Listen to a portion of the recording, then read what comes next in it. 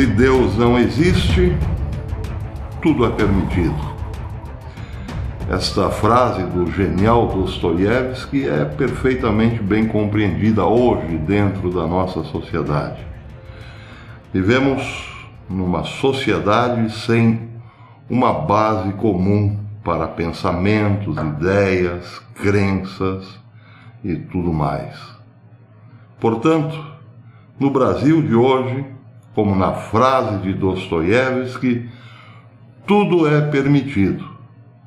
Porque se não há uma base comum para a relação humana, cada um é em si mesmo um universo, incomunicável, praticamente incomunicável com outros.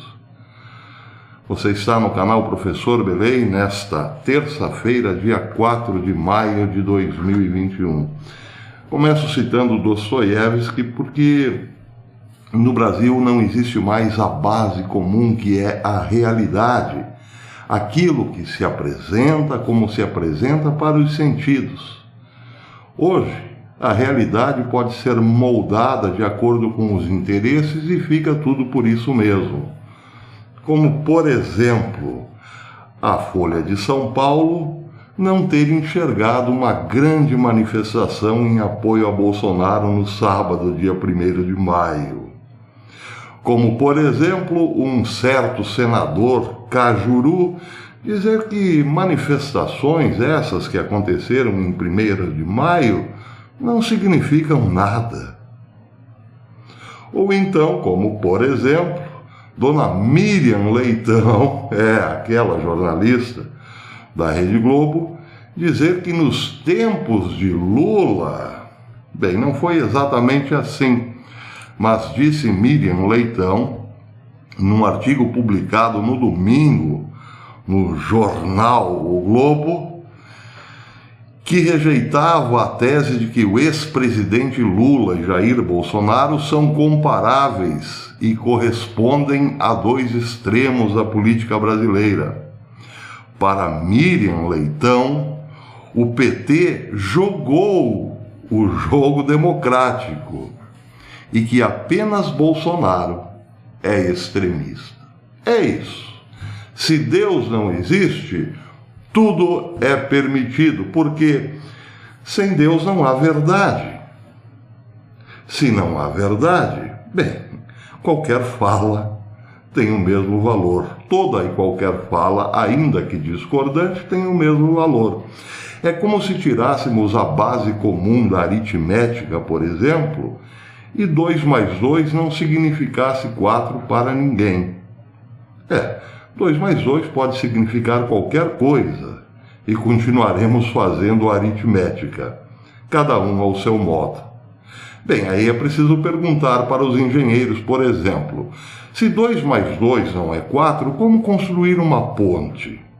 Como fazer que a ponte saia do papel e passe para a realidade à perfeição? Não é possível.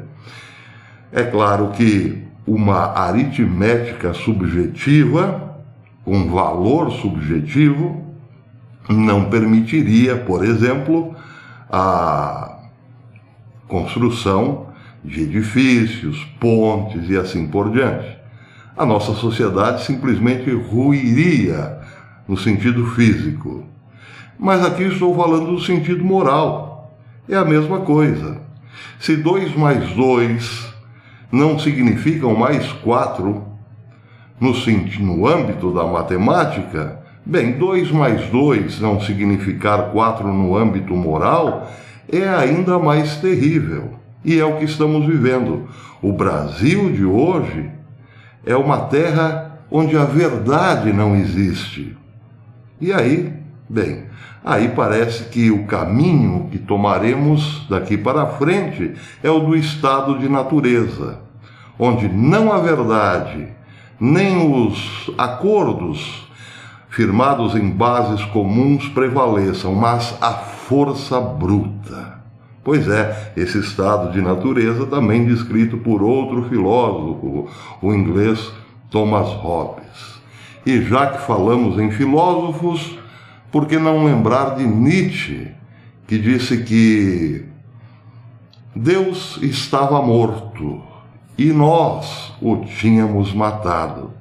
Ele diz isso no terceiro livro da Gaia Ciência, de 1888, abre o terceiro livro com essa frase: Deus está morto e nós o matamos.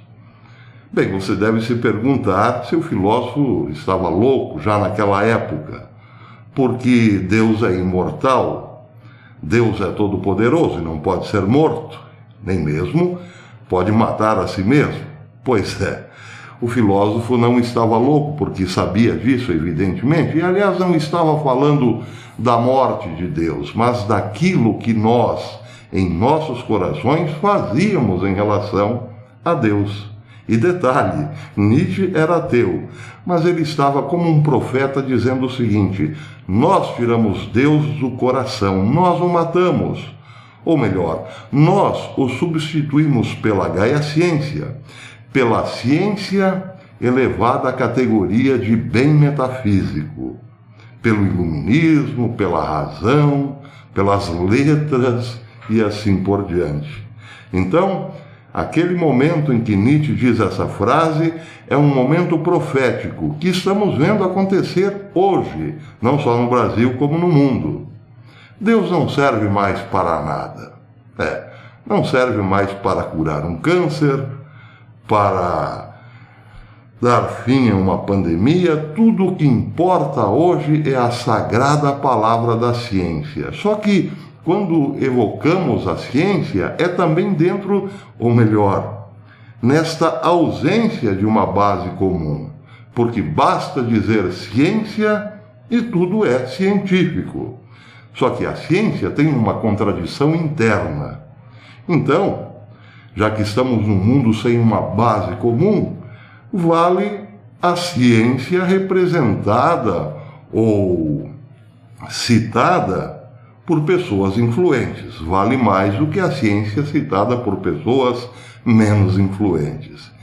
E é claro que isso também significa o fim das bases que ergueram a civilização. E é isso, exatamente isso, esse horror de subjetividades que nos está destruindo como nação. Vejam, por exemplo, uma fala aparentemente nem tão importante assim, mas que demonstra muito bem o que eu estou falando. Uma fala do senador Omar Aziz, presidente da CPI da Covid, ontem, no dia de ontem.